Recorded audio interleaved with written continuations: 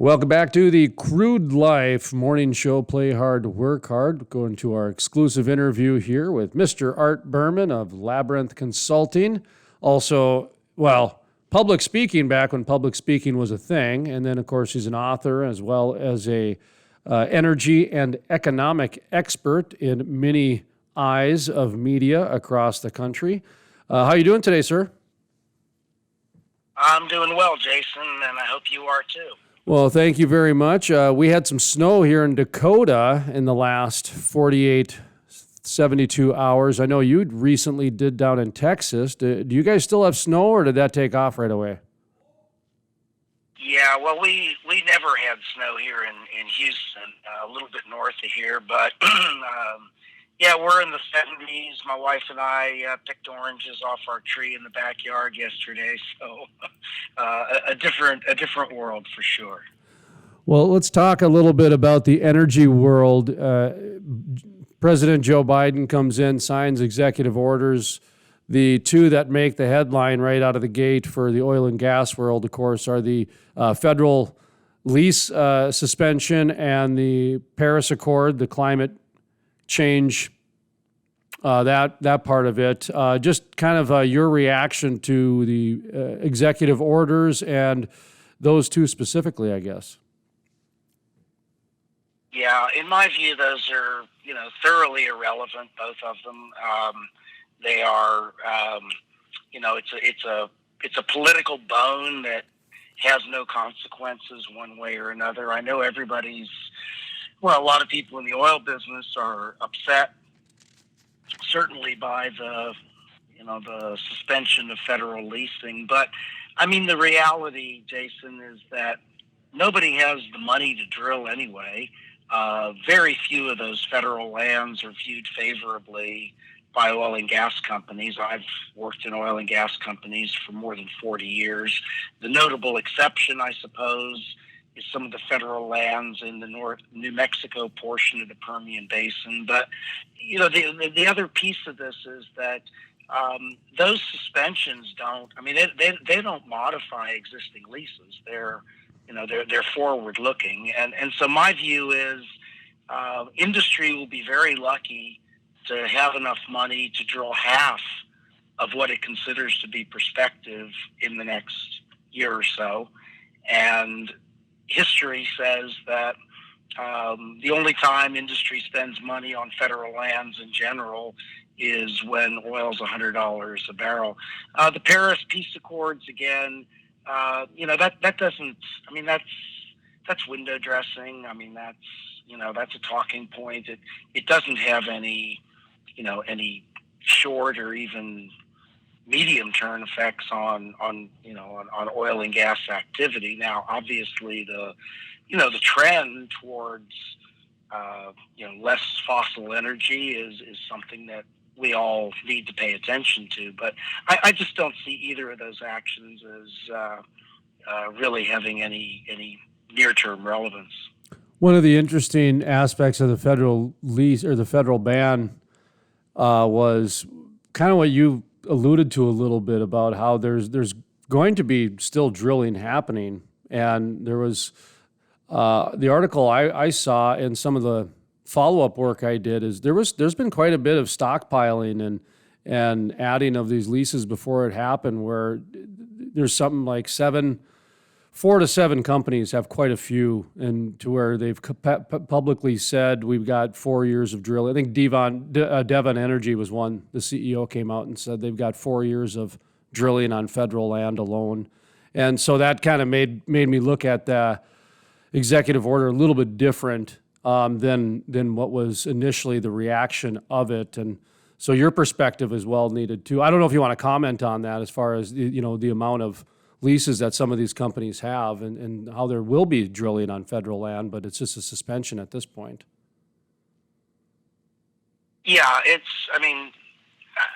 think the larger issue is that those who want to get off of oil and gas and coal and go to 100% renewable energy or whatever exactly their fantasy is.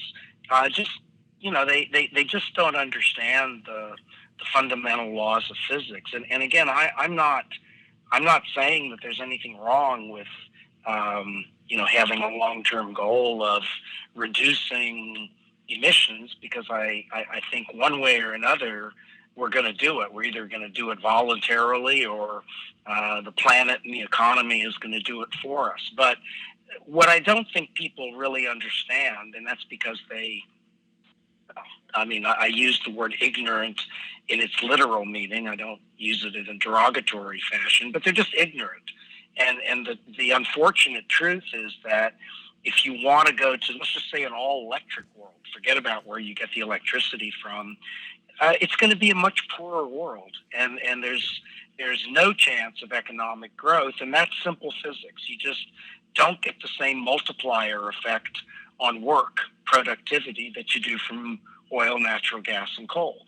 And you look back at the economic progress, the progress towards more universal prosperity that the world has seen since the early 1800s. And there's one reason, and that is using higher energy density fuels, first coal and then eventually oil and natural gas. And so there's a trade-off.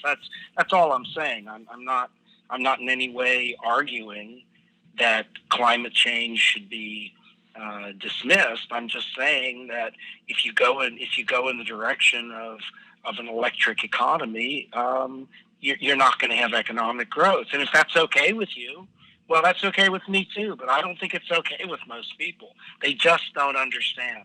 They've been told a lie, basically, by the environmental industry, which is that life just goes on exactly the way that you know it now, except you don't have that nasty oil, gas, and coal. And that's just defies the laws of physics. It can't be that way.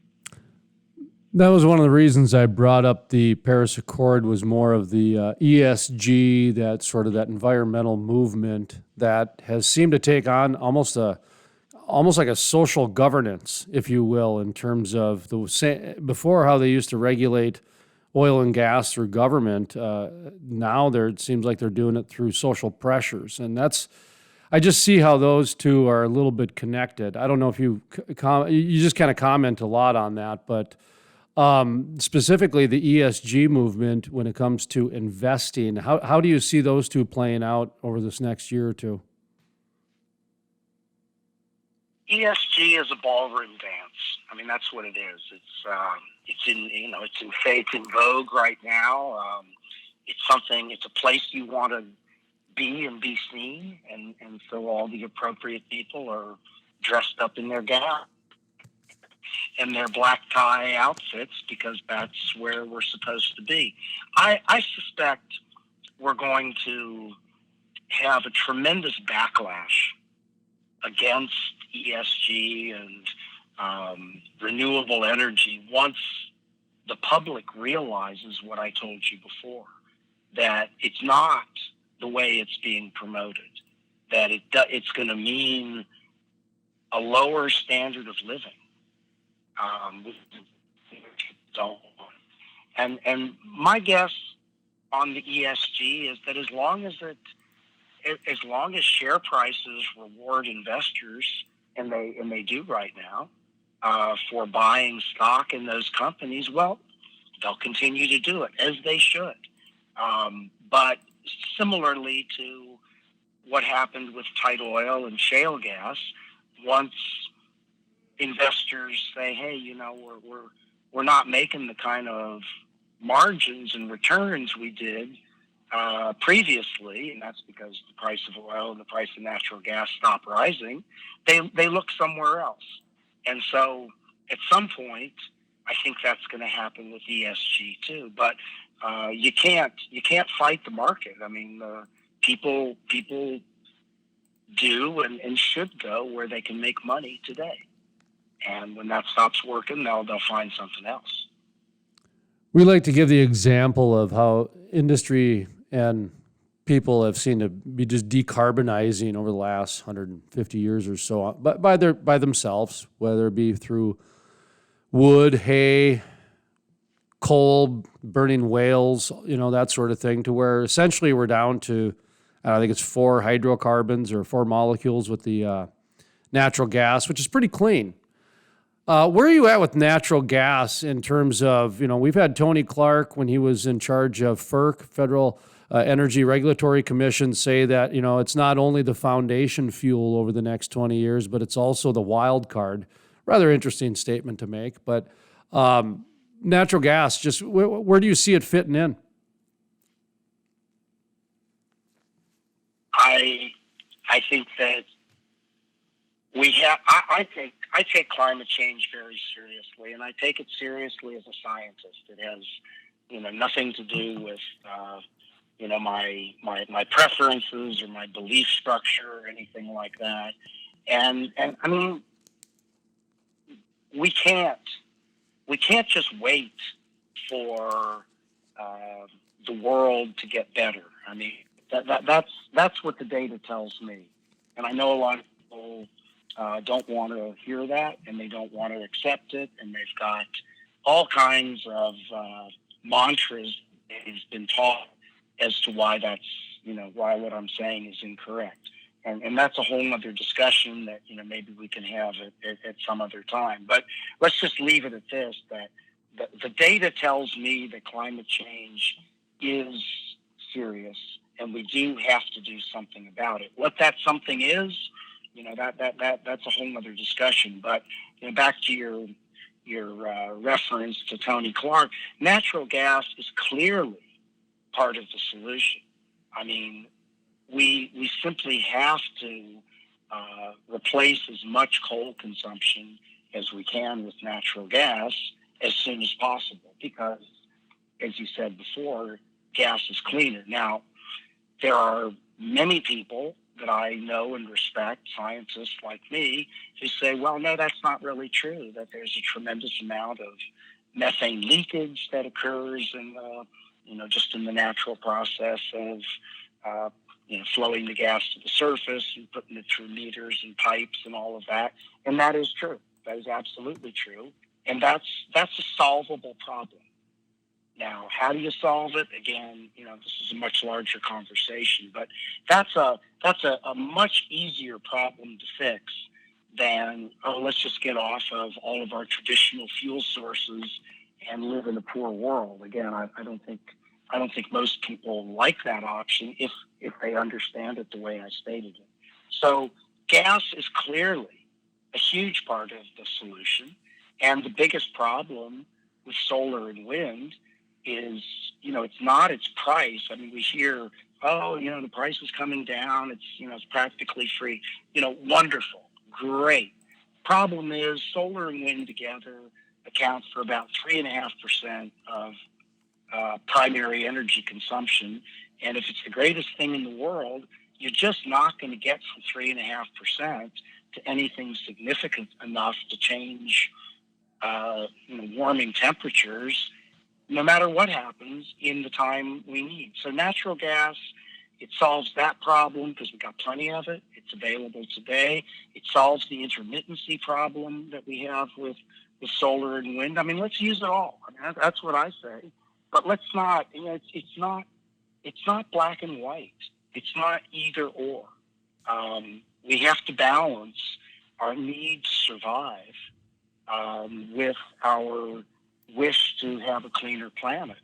And I think that when people that don't know energy, politicians, we end up making bad choices. And I'm not suggesting there's a solution to that, except data is a solution. And my solution as a scientist and an energy specialist is, let's move to natural gas. Let's help and reinforce the companies that are producing it responsibly to solve this problem of methane leakage, and let's then move on to the next step.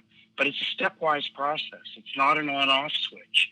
That's always catastrophic. We need small. We need baby steps to get where we want to go. That's my view. Art Berman is the guest. He's a energy and economic expert, helps companies navigate through some what's the word I'm looking for? Some uncertain times, I guess, by being able to point out some insight and information that allows people to make decisions that they can, of course, tailor to their own needs. I know on your website, artbermancom, you've got both free and paid content. So give yourself an opportunity here to talk about your website, because everybody's having to reinvent how they're making money these days. And a lot of people who used to rely on the speaking industry and the books and all that other stuff, they've had to reinvent themselves over the past year. And talk about the website. So maybe some people might want to give you some business on the website and this and that. I don't know. Are you speaking much these days? I don't know anybody that is. Only on Zoom Sure. and phone calls like this. Yeah, okay. But yeah, so Artbermancom, there's a ton of free stuff out there. You do have to register to actually see it, but it doesn't cost you a dime. You don't have to give me a credit card or anything like that. Just, give me a login and a password. And there's years worth of data. I've posted two, what I believe to be very substantial posts, one on oil and one on natural gas just in the last week. And then there's paid content. I do a weekly report on the EIA oil storage information that comes out every Wednesday, talk through and tons of graphs, and then what does it all mean? Same for natural gas on Thursday. And I've got a newsletter that comes out once a month that you can pay a little bit of money for, and a rig count update that shows you actually, how it breaks down for the various plays. So none of it costs all that much, but it just depends on your level of need, as always.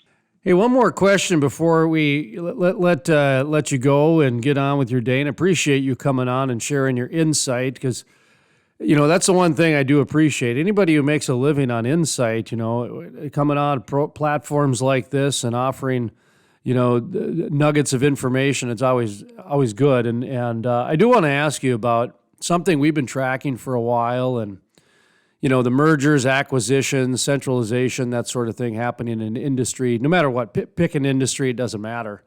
And I mentioned it to US Senator Cramer, who's a frequent guest on the program, and he made a comment that we still cite today because, it was pretty poignant comment. And his comment was that if we keep going down the path we're going, we're going to have 4 companies controlling the global oil market in the next, 3 to 5 years, or 10 years. I can't remember the time frame he gave, but very near term future. And I was kind of taken back a little bit, because I get there's some evidence there, but at the same time, that seemed a little bit more aggressive than even where my mind was at. So just your thoughts on that, where the direction we're going with some of that, and then the U.S. Senator's comments. Right. Well, we're clearly in a time of consolidation. That always happens when prices drop, and particularly when they drop in a sort of a long-term way. It's been going on since 2014. We saw it in spades back in the 80s and 90s. I mean, that was the time when the super majors came into existence, and companies like BP bought Amoco and Arco, and Exxon merged with Mobil. So, I mean, that's just the way business works, as I think you implied from your opening comment there. But as far as Cramer's idea that we're going to have 4 or 5 companies, I mean, politicians, energy's too complex for them. It doesn't reduce itself to a talking point. So, the simple answer is don't listen to politicians when they tell you what they think is going to happen in the oil and gas business. I guess the more straightforward comment is that's just nonsense. It's just pure nonsense. I remember a couple of years ago, one of your other former senators, John Hoeven, wrote an op-ed with John McCain. And by the way, I mean, I respect all these guys. I'm not disparaging their integrity or anything. It's just they don't know that much about energy. And Hoeven and McCain went on and on about how the United States has so much more natural gas than it actually produces, and if only we would build enough pipelines, we'd get to our level of potential. And what they were doing was they were comparing what's called gross withdrawals, which is all the gas you take out of the ground, including carbon dioxide and CO2 and all the things you can't use, with what is actually marketed. And so they made a whole op-ed out of something that, for anyone who knows anything about natural gas, is just silly. You know, your gross withdrawals are always greater than your marketed production. It's like saying, oh well, you know, my gross income is so much greater than my taxable income. There must be missing money out there somewhere. Well, you know, it's just silly. And so that's kind of where I see Cramer's comments. I do agree with him. The consolidation, as I mentioned before, I mean, it's inevitable that oil price is this low. But no, I see no way, really within 4 or 5 years or even a decade, that we're going to be down to half a dozen oil companies in the world.